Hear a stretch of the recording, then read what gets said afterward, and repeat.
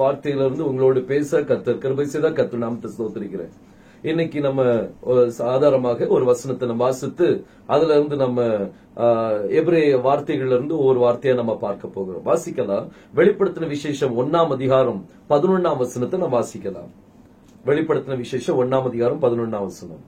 அது நான் அல்பாவும் ஒமேகாவும் முந்தினவரும் பிந்தினவரும் ஆயிருக்கிறேன்.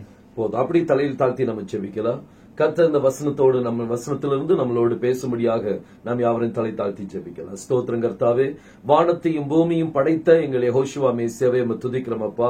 இந்த நேரத்தில் வாசிக்கப்பட்ட இந்த வசனத்திலிருந்து நீர் எங்களோடு பேசும்படியாக ஜெபிக்கிறேன் கர்த்தாவே. எங்களுடைய தேவனே, பலத்தினாலும் பராக்கிரமத்தினாலும் ஒன்றுமல்ல, ஆனால் உம்முடைய ஆவியினால் எல்லாம் ஆகும் ராஜா. நீங்க ஆசீர்வாதத்தை வழிநடத்தும்படியாக ஜெபிக்கிறேன். வாசிக்கப்பட்ட இந்த வசனத்தை நீர் ஆசீர்வதிங்க. இதுல இருக்கிற மறைபொருள்களை நீங்க எங்களுக்கு வெளிப்படுத்தி தரும்படியாக ஜெபிக்கிறேன். தாழ்த்தி உம்முடைய கரத்தறிவோம். மீட்பரும் ரட்சகருமாகிய யெகோஷுவா மேசியா நாமத்தில் கேட்டுக்கொள்கிறேன் ஜீவனுள்ள நல்ல பிதாவே, ஆமென், ஆமென். கர்த்தருடைய பரிசுத்த நாமத்துக்கு மகிமை உண்டாவதாக. மீண்டும் அந்த வசனத்தை வாசிக்கலாம். அது நான் அல்பாவும் ஒமேகாவும். வெளிப்படுத்தின விசேஷத்துல இந்த சம்பவம் யோவான் பத்மோ தீவுல இருக்கும்போது அவனுக்கு பின்னால ஒரு பெரிய ஒரு சத்தத்தை அவன் கேட்கிறான். இந்த சத்தம் என்ன சொல்லிச்சு அப்படின்னு பாத்தீங்கன்னா, நான் அல்பாவும் ஓமேகாவுமாய் இருக்கிறேன் அப்படிங்கிற வார்த்தையை சொன்னதா இவன் கேட்கிறான். இந்த அல்பா ஓமேகா நம்ம போன கிளிப்பிங்ல நம்ம பார்த்தோம்.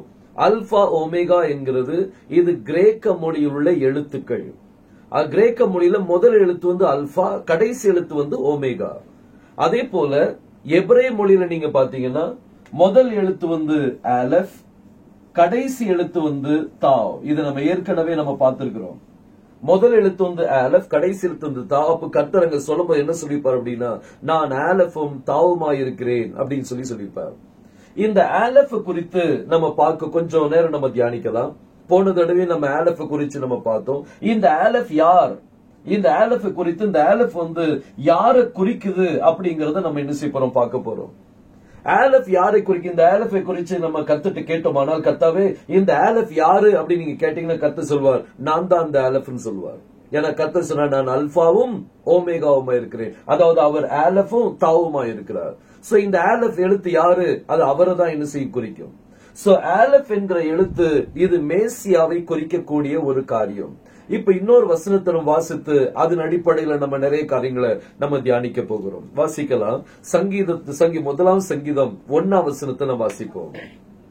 துன்மார்க்கனுடைய ஆலோசனையில் நடவாமலும், துன்மார்க்கனுடைய ஆலோசனையில் நடவாமலும், பாவிகளுடைய வழியில் நில்லாமலும், பாவிகளின் வழியில் நில்லாமலும், பரியாசக்காரர் உட்காரும் இடத்தில் உட்காராமலும், கர்த்தருடைய வேதத்தில் பிரியமாய் இருந்து இரவும் பகலும் அவருடைய வேதத்தில் தியானமா இருக்கிற மனுஷன் பாக்கியவான். இன்னைக்கு நம்ம பாக்கியவான் அப்படிங்கிற இந்த வார்த்தை குறிச்சு நம்ம பார்க்க போறோம். இந்த பாக்கியவானுக்கு ஆங்கிலத்துல பிளஸட் அப்படின்னு சொல்லுவாங்க, அல்லது ஹாப்பி அப்படின்னு சொல்லுவாங்க. Happy is the man. அப்போ பாக்கியவான் அப்படின்னு சொல்லி வரும்போது இந்த பாக்கியவான் யார், அதாவது சந்தோஷம் உள்ளவன், ஆனந்தமானவன் அப்படிங்கிற வார்த்தையை நம்ம கொடுக்கலாம். ஹாப்பி இஸ் த மேன், யாரு மகிழ்ச்சி உள்ளவன் அப்படின்னு சொல்லி நம்ம பார்க்க போறோம்.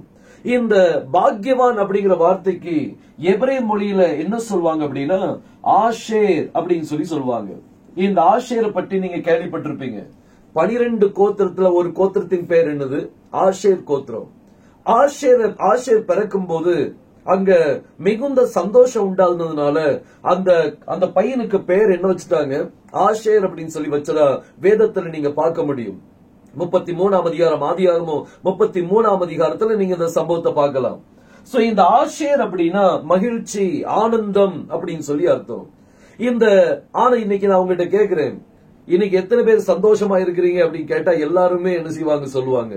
ஆனா கொஞ்சம் உள்ளத்துல போய் கொஞ்சம் அவங்களுடைய வாழ்க்கை குறிச்சு ஆராய ஆரம்பிச்சீங்கன்னா அவங்க வாயிலிருந்து ஒரு வார்த்தை, வெளியில தான் சந்தோஷமா இருக்கிற மாதிரி இருக்குது, ஆனா உள்ளத்துல நான் எவ்வளவு வேதனையை சுமந்துட்டு இருக்கேன்னு சொல்லி அது கர்த்தருக்கு தான் தெரியும் அப்படின்னு சொல்லுவாங்க.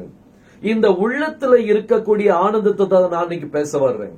வெளி தோற்றத்துல நம்ம எவ்வளவோ சந்தோஷமா இருக்கிற மாதிரி நடிச்சு காமிக்கலாம், எவ்வளவோ சிரித்து எல்லாத்துக்கூட நல்லா சிரித்து ஆனந்தமா இருக்கிற மாதிரி நீங்க நடிச்சு காமிக்கலாம்.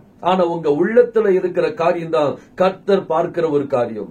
கர்த்தர் சொன்னா மனுஷனும் முகத்தை பார்க்கிறான், ஆனா கர்த்தர் உள்ளத்தை பார்க்கிற ஒரு தேவன். உங்க உள்ளத்துல ஆஷேர் உண்டாகணும், உங்க உள்ளத்துல சந்தோஷம் உண்டாகணும், உங்களுடைய உள்ளத்துல மகிழ்ச்சி உண்டாகணும். நீங்க உங்களுடைய உள்ளத்துல பாக்கியவான நீங்க மாறணும் அப்படின்னா என்ன செய்யணும் அப்படிங்கறத இந்த வார்த்தை உங்களோட என்ன செய்யும், பேசும். பாருங்க, ஆஷேர் அப்படின்னு சொல்லும் போது அதுல மொத்தம் 3 எபிரேய வார்த்தைகள் வரும்.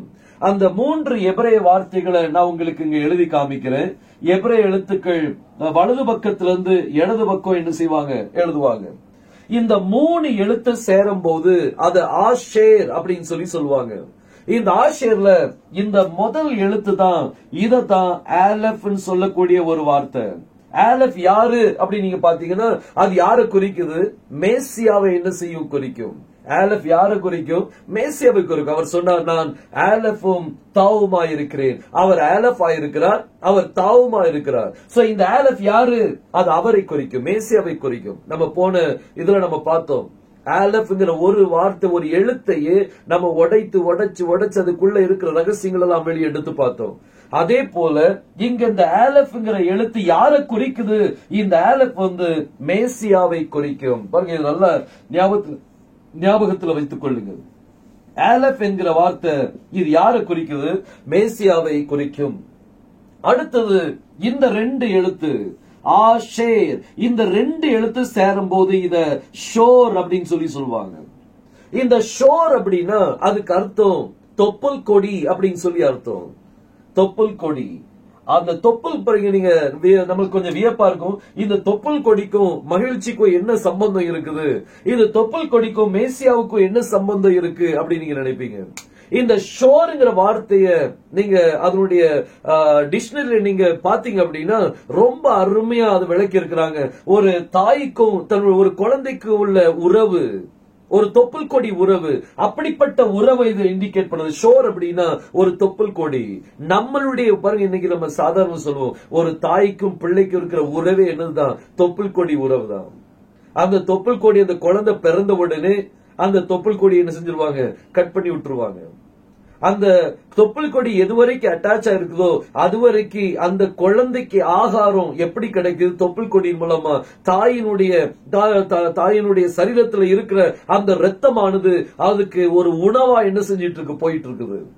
இந்த ஒரு தொப்புள் கொடி உறவு இந்த உலகத்துல பிறந்த உடனே அது என்ன செய்யுது, கட் பண்ணி விட்டுறாங்க. அதுக்கு பிறகு அவனுடைய வாழ்க்கை எப்படி வளர்க்கப்படுகிறானோ அதே போல அவன் வளர்ந்து வருகிறான். பாருங்க, இன்னைக்கு நம்மளுடைய உறவு மேசியாவோடு கூட நம்மளுடைய உறவு தொப்புள் கொடி உறவு போல இருக்குமானால் நீங்க சந்தோஷமா இருப்பீங்க, நீங்க மகிழ்ச்சியா இருப்பீங்க.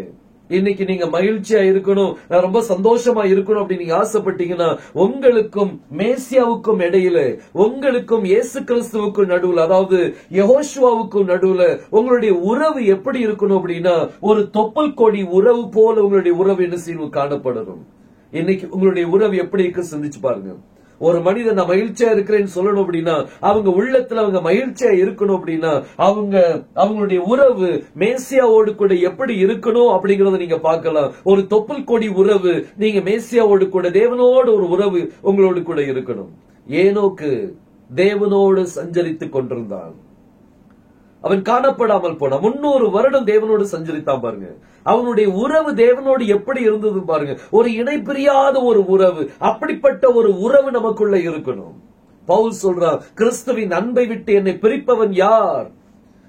7 காரியத்தை சொல்றான். கஷ்டமோ நஷ்டமோ வியாகுலமோ போராட்டங்களோ அல்லது நிர்வாணமோ பசியோ, பாருங்க இந்த காரியங்கள் என்னை ஒண்ணுமே பட்டயமோ என்னை என்ன செய்ய முடியாது, கிறிஸ்துவனுடைய அன்பை விட்டு என்னை பிரிக்காது என்று சொல்லி அவன் அவ்வளவு ஆணித்தரம் அவன் பேசுறான். இன்னைக்கு உங்களுடைய உறவு மேசியாவோடு கூட எப்படி இருக்குன்னு சிந்திச்சு பாருங்க.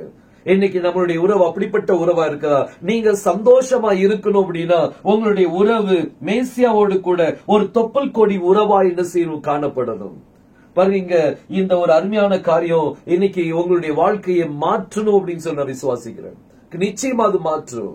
இன்னைக்கு நம்மளுடைய வாழ்க்கையில எத்தனையோ பலவீனங்கள், எத்தனையோ காரியங்கள், எத்தனையோ தடவை நம்மளுடைய வாழ்க்கையில ஒரு சந்தோஷமா இருக்கிற மாதிரி நம்ம காமிக்கிறோம். ஆனா உள்ளத்துல இருக்கிற துக்கத்தை அவர் பார்த்துக்கிட்டு இருக்கிறார்.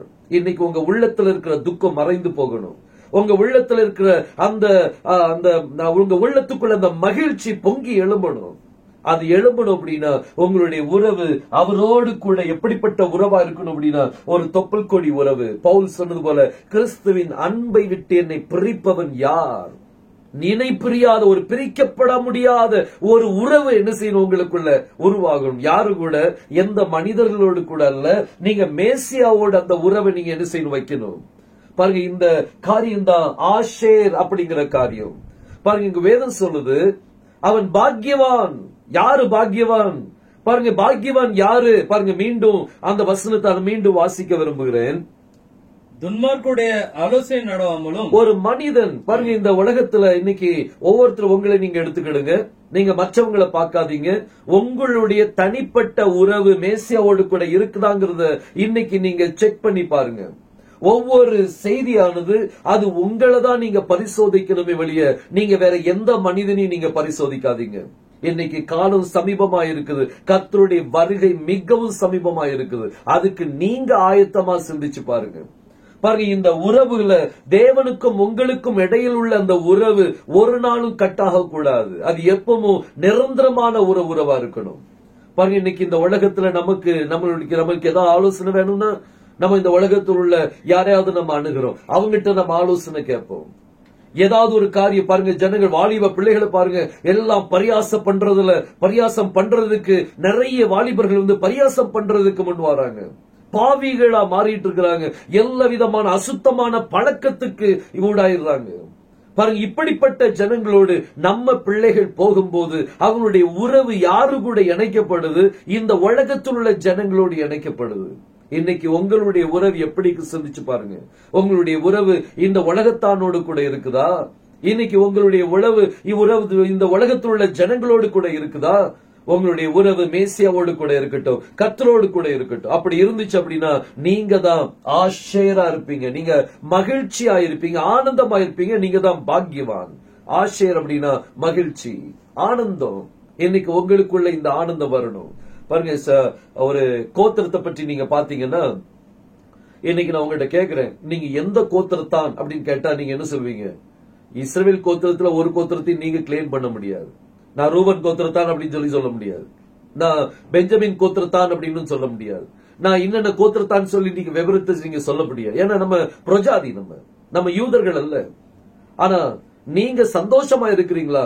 உங்களுடைய உறவு மேசியாவோடு கூட இணைக்கப்பட்ட உறவா இருந்தால் நீங்க ஆஷேர், அதாவது நீங்க எந்த கோத்திரம்? ஆஷேர் கோத்திரத்துல நீங்க வந்துடுறீங்க. இன்னைக்கு நீங்க இந்த ஆஷேர் கோத்திரத்துல இருக்கணும் அப்படின்னா உங்களுக்குள்ள மகிழ்ச்சி வரும்னா ஒரு சிம்பிளா ஒரு காரியத்தை நான் உங்களுக்கு சொல்ல விருப்பப்படுறேன். அந்த காரியத்தை நீங்க கடைபிடிச்சீங்க அப்படின்னா நிச்சயமா ஒரு பெரிய பிளெஸிங்கே உங்களுடைய வாழ்க்கையில என்ன செய்யும் வரும். பாருங்க, மீண்டும் அந்த வசனத்தை வாசிக்கலாம். துன்மார்க்கருடைய ஆலோசனை நடவாமலும். துன்மார்க்கனுடைய ஆலோசனை நம்மளுக்கு வேண்டாம். நம்மளுடைய உறவு துன்மார்க்கனோடு கூட இருக்கக்கூடாது. இன்னைக்கு அநேகர் அவங்களுடைய ஆலோசனை கர்த்த ஒருவேளை சபையில உங்களுக்கு ஆலோசனை கொடுத்திருக்கலாம். ஆனா அந்த ஆலோசனை உங்களுக்கு சரியா தென்பட்டிருக்காது. உங்களுடைய நண்பர்கள் ஒரு ஆலோசனை கொடுப்பாங்க. ஒருவேளை அந்த நண்பர்கள் தேவனுக்கு பயந்தவர்களா இல்ல அப்படின்னா உங்களுடைய உறவு அவங்களோடு கூட வேண்டாம். நீங்க அந்த ஆலோசனையில நீங்க நடக்க வேண்டாம். துன்மார்க்கனுடைய ஆலோசனை நடவாமல். அடுத்தது, பாவிகளுடைய வழியில் நில்லாமலும். பாவிகளுடைய வழியில என்ன செய்யக்கூடாதான்? நிக்க கூடாது. பாருங்க, பாவிகள் அந்த இடத்துல இருக்கிறாங்கன்னா அந்த வழியில ஏன் போகணும்? போக வேண்டாம். அப்படிப்பட்ட ஜனங்கள் உங்களுக்கு உறவா வேண்டாம். அப்படிப்பட்ட ஜனங்கள் இன்னைக்கு உறவா இருந்தாங்கன்னா நாளைக்கும் அந்த நரகத்துல போடும்போதும் உறவா இருப்பாங்க.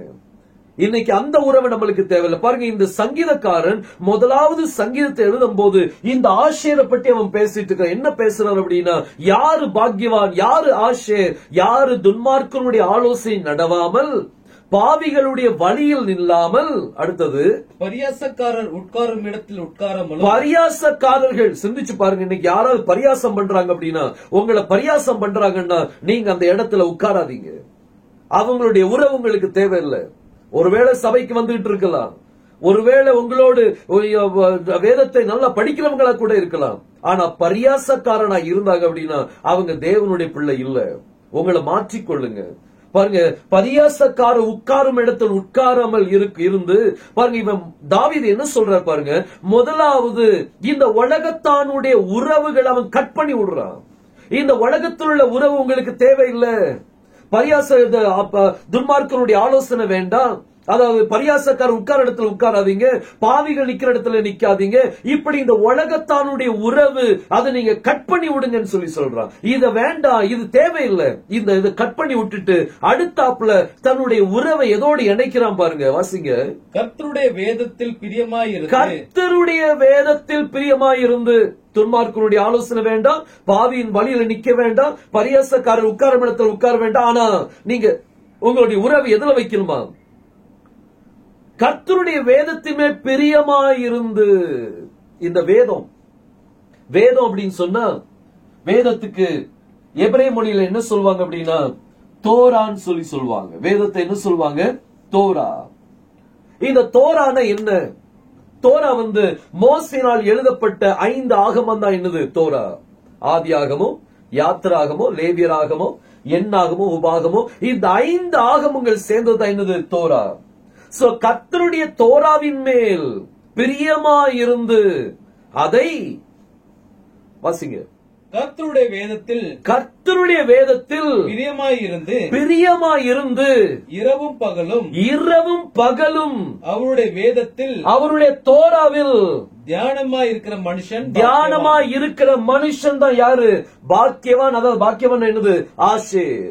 இந்த தாவீது பாருங்க, அவன் இந்த உலகத்தானுடைய உறவுகள் அங்க கட் பண்ணி தன்னுடைய உறவை யாரு கூட இணைக்கிறான்? கர்த்தருடைய வேதத்தோடு என்ன செய்யறான்? இணைக்கிறான். பாருங்க, இன்னைக்கு உங்களுடைய இணைப்பு எப்படி இருக்குது?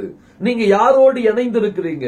உங்களுடைய உறவு இந்த தோராவோடு கூட ஒரு தொப்புள் கொடி உறவு போல என்ன செய்யணும் இருக்கணும். ஒரு தாய்க்கும் பிள்ளைக்கும் உள்ள அந்த உறவு போல உங்களுக்கும் வேதத்தோடு என்ன செய்யணும்? இணைந்து இருக்கணும்.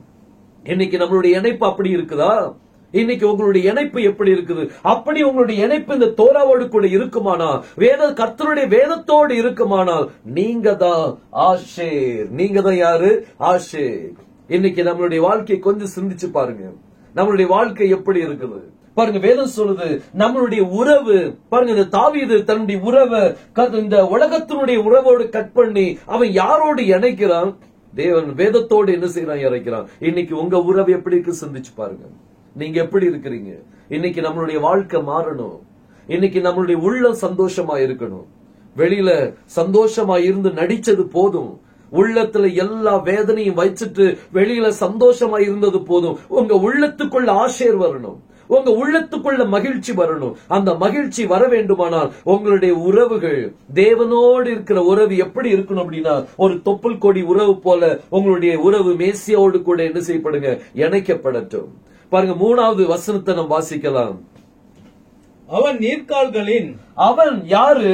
இந்த ஆஷேரா இருக்கக்கூடிய இந்த மனிதன், அவன் தன் நீர்க்கால்களில் ஓரமாய் நடப்பட்டு தன் காலத்தில் தன் கனியை தந்து இலை உதிரா இருக்கிற மரத்தை போல இருப்பான். அந்த ஆஷேரா இருக்கிறவன் யாரை போல மாறப்போறானா? இலை உதிராதிருக்கிற மரத்தை போல என்ன செய்வானா? மாறுவான். இலை உதிராத மரம் என்னது? ஜீவ மரம். மரணம் கிடையாது. அந்த மரத்துக்கு என்னது கிடையாது? மரணம் கிடையாது. மரணம் இல்ல, அதனாலதான் அந்த இலை என்ன செய்யாது? உதிராது. இலை உதிராது இருக்கிற மரத்தை போல மாறணும் அப்படின்னா ஒரு மரத்தை சொல்றார். அந்த மரத்தை போல நீங்க மாறுவீங்க. எந்த மரத்தை போல நீங்க மாறுவீங்க? இலை உதிராது இருக்கிற மரத்தை போல மாறுவீங்க. ஒரு மரத்தை சுட்டி காமிக்கிறார். அந்த மரத்துக்கு மரணம் இல்லை. அந்த மரத்துக்கு மரணம் இல்லை அப்படின்னா அது என்ன மரம்? அது ஜீவ மரம். நீங்க யாரை போல மாறணுமா? நீங்க ஜீவ மரத்தை போல மாறணும். ஜீவ மரத்தை போல மாறுவதற்கு நீங்க என்ன செய்ய வேண்டியிருக்குது? உங்களுடைய உறவை நீங்க மாற்றணும். இந்த உலகத்தோடு உங்களுடைய உறவு இருக்குமானால் இன்னைக்கு அந்த உறவை நீங்க கட் பண்ணி உங்களுடைய உறவை நீங்க மேசியாவோடு புதுப்பித்துக் கொள்ளுங்க. இதுதான் நேரம். உங்களுடைய இந்த நேரத்தை நீங்க நழுவ விட வேண்டாம். பாருங்க, ஒவ்வொரு எபிரேய வார்த்தைக்குள்ள எப்படி ஒரு கருத்துக்கள் உள்ள அடங்கி இருக்கு பாருங்க. இன்னைக்கு நீங்க யாரை போல மாறணும்? மேசியாவை போல மாறணும். அந்த ஜீவ மரத்தை போல மாறணும்னா உங்களை உறவு கர்த்தருடைய தோராவின் மேல இணைக்கப்படட்டும், கர்த்தருடைய வேதத்தோடு இணைக்கப்படட்டும். பாருங்க, நீங்க அந்த மரத்தை போல என்ன செய்வீங்களா? மாறுவீங்களா? மீண்டும் அந்த 3ஆம் வசனத்தை வாசிக்க கேளுங்க. அவன் நீர்க்கால்களின் ஓரமாய் அவன் யாரு? அந்த ஆஷேரா இருக்கக்கூடியவன், தன்னுடைய உறவை மேசியாவோடு இணைக்கக்கூடியவன். அவன் அந்த நீர்க்கால்கள் ஓரமாய் நடப்பட்டு காலத்தில் இவன் எப்படி இருப்பானா? ஒரு நதி ஓடுது, அந்த நதி பக்கத்துல ஒரு மரம் இருக்குது. பாருங்க, நீர்க்கால்கள் ஓரமாய் நடப்பட்டு தன் காலத்தில் தன் கனியை தந்து, தன் காலத்தில் தன் கனியை தந்து இலை உதிராய் இருக்கிற மரத்தை போல் இருக்கும். இலை உதிராத மரத்தை போல். அப்ப இந்த மரம் என்ன மரம்? இந்த மரம் அது ஜீவ மரம், ட்ரீ ஆஃப் லைஃப். இது ஜீவ மரம்.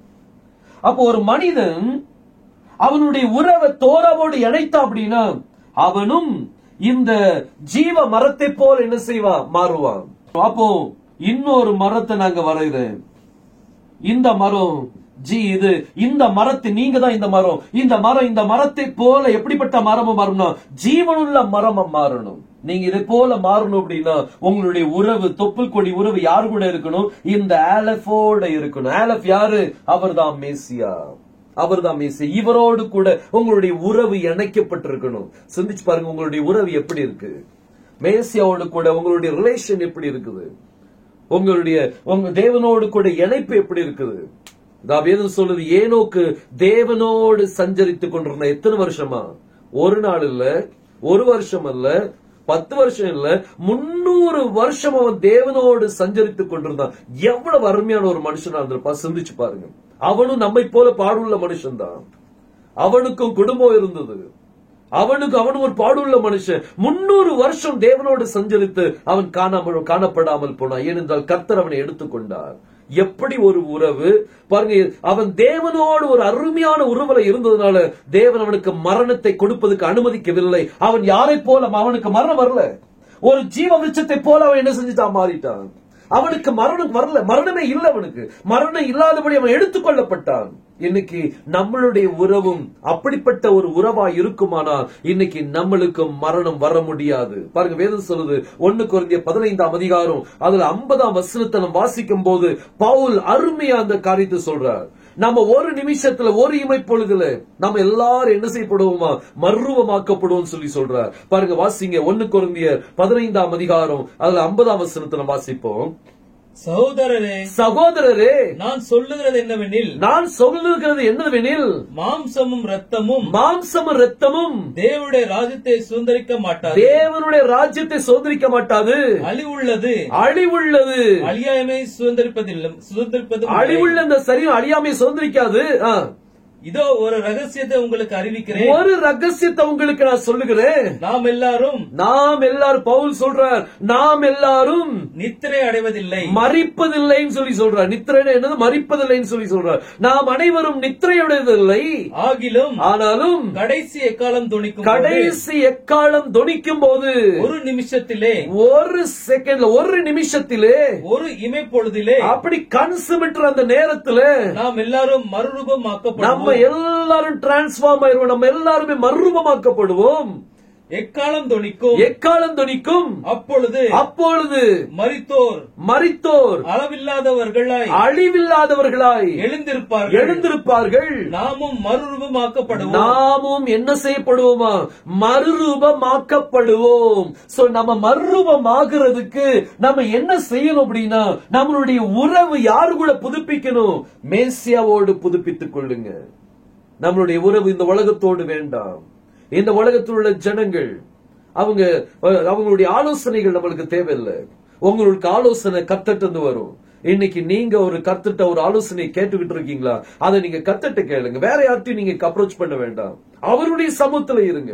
தாவீது தன்னுடைய ஆலோசனைக்காக கர்த்தருடைய சமூகத்தில் இருந்த ஒவ்வொரு யுத்தத்தின் நேரத்திலையும் அவன் கர்த்தரை நோக்கி கேட்பான், கர்த்தாவே, நான் இந்த யுத்தத்துக்கு நான் போகவா? ஆலோசனை கேட்கும் போது கர்த்தர் அவனுக்கு பதில் கொடுத்தார். இன்னைக்கு அதே போல ஆலோசனை கர்த்தர்ட்ட கேளுங்க. வேற எந்த மனிதன்ட்டையும் நீங்க கேட்க வேண்டாம். அவர் உங்களுடைய உறவுகளை மேசியாவோட புதுப்பித்துக் கொள்ளுங்க. நீங்க அவரை போல என்ன செய்வீங்க? மாறிடுவீங்க. நீங்க அவரை போல மாறிடுவீங்க. பாருங்க, ஆஷேர் அப்படின்னு சொன்னா மகிழ்ச்சி, ஆனந்தம். இன்னைக்கு நீங்க ஆஷேரா இருக்கிறீங்களா? இன்னைக்கு நீங்க உங்களுடைய உள்ளத்துல அந்த ஆஷேர் இருக்குதா? இல்லாட்டி இப்பவுமே நீங்க முழங்கால் போடுங்க, கர்த்தர் உங்களோடு பேசுவார். நாம் ஜெபிக்கலாமா? கண்களை மூடி நம்ம ஜெபிப்போம். நம்மளுடைய வாழ்க்கையில எவ்வளவோ ஆலோசனை தேவைப்படுது. நம்மளுடைய வாழ்க்கையில எத்தனையோ பிரச்சனைகள், போராட்டங்கள், எல்லா காரியத்துக்கும் இந்த உலகத்துல நம்மளுடைய உறவை இந்த உலகத்தோடு வைப்பதனாலதான் இன்னைக்கு நம்மளுக்கு அவ்வளவு பிரச்சனைகள் வருது. உங்களுடைய உறவை மேசியாவோடு புதுப்பித்துக் கொள்ளுங்க. நீங்க அவரோடு இணைந்து கொள்ளுங்க, அவரோடு இணைந்து கொள்ளுங்க. அவர் இல்லாட்டி ஒண்ணுமில்லை என்று சொல்லி நினைங்க. வேதம் சொல்லுது, கர்த்தருடைய வேதத்து மேல் பிரியமாயிருந்து இரவும் பகலும் தியானிக்கிற மனுஷன் பாக்கியவான். அதாவது ஆஷேர், பாக்கியவன் என்றால் ஆஷேர். இன்னைக்கு உங்களுடைய உறவு யாரோடு கூட நீங்க கட்டப்பட்டு இருக்கிறீங்க? உங்களுடைய உறவை புதுப்பித்துக் கொள்ள மாட்டீங்களா? அவர் உங்களோடு இணைய விரும்புகிறார், அவர் உங்களோடு பேச விரும்புகிறார், அவர் உங்களோடு அவர் உங்களை நேசிக்கிறவராய் இருக்கிறார். அவருடைய நேசத்தை பாருங்க, அவரோடு இணைக்கப்படுங்க. ஒரு தொப்புள் கொடி உறவு அவரோடு கூட இருக்கட்டும். ஜெபிக்கலாமா? ஸ்தோத்திரம் கர்த்தாவே, வானத்தையும் பூமியும் படைத்த எங்கள் எலோஹிம் தேவனே, எங்கள் எல்ஷடாய் தேவனே, துதிக்கிறோம் அப்பா. இந்த நேரத்தில் உங்களுடைய அருமை பிள்ளைகளுக்காக ஜெபிக்கிறேன் ஐயா. தேவனே, அவர்களுடைய தேவைகளை நீர் அறிந்திருக்கிறீர். தேவனே, வெளியில பயங்கரமான ஒரு வேஷம், ஒரு சந்தோஷமா இருக்கிறேன் என்கிற ஒரு வேஷம், ஆனா உள்ளத்தில் ஒரு துக்கம் நிறைந்திருக்குது ராஜா. அப்படிப்பட்ட பிள்ளைகளுடைய துக்கத்தை நீர் மாற்ற வல்லவர் தேவனே. இந்த உறவு தேவனே, இவர்களுடைய உறவு இந்த உலகத்தோடு அல்ல, உம்மோடு இந்த உறவு புதுப்பித்துக் கொள்ள நீர் உதவி செய்யும். இன்னும் நெருங்கின உறவோடு தேவனே உம்முடைய சமூகத்தில் வர நீர் அவர்களுக்கு உதவி செய்யும்படியாக ஜெபிக்கும் ராஜா. அவங்களுடைய உள்ளத்துல ஆனந்தத்தை தாரும், அவருடைய உள்ளத்துல ஆஷேர் உண்டாகட்டும். ஒவ்வொருத்தருடைய உள்ளத்துக்குள்ள ஆஷேர் உண்டாகட்டும் ராஜா. நீர் அப்படியே ஆசீர்வதிக்கும்படியாக ஜெபிக்கிறேன். தேவல் சந்திக்கப்படட்டும், உம்முடைய நாமம் மகிமைப்படட்டும் அப்பா. கர்த்தாவே, லார்மை துதிக்கிறப்பா. இதை கேட்டுக்கொண்டிருக்க அப்படியே அருமை பிள்ளைகளை நீர் தாங்கி வழிநடத்தும்படியாக ஜெபிக்கிறேன். நீர் தாமே அவருமே கண்ணை வைத்து நீர் ஆலோசனை கொடுக்கும்படியாக ஜெபிக்கிறேன். உம்முடைய பரிசுத்த பாதையில் நீ நடத்தும்படியாக ஜெபிக்கிறேன். கர்த்தாவே, நீங்க அவங்களை அதிசய விதமாக நடத்துங்க ராஜா. தேவனே, அவர்கள் எதிர்பார்க்கிற காரியம் அவர்கள் நடக்கத்தக்க நிற்கிற செய்வீராக. ஆசீர்வதிங்க. எங்களை தாழ்த்தி உம்முடைய கரத்தறிகிறோம். மீட்பெரும் இரட்சகருமாகிய யெகோஷுவா மேசியா நாமத்தில் கேட்டுக்கொள்கிறேன், ஜீவனுள்ள நல்ல பிதாவே. ஆமென், ஆமென். கர்த்தர் நம்மளை ஆசீர்வதிப்பாராக. ஆமென்.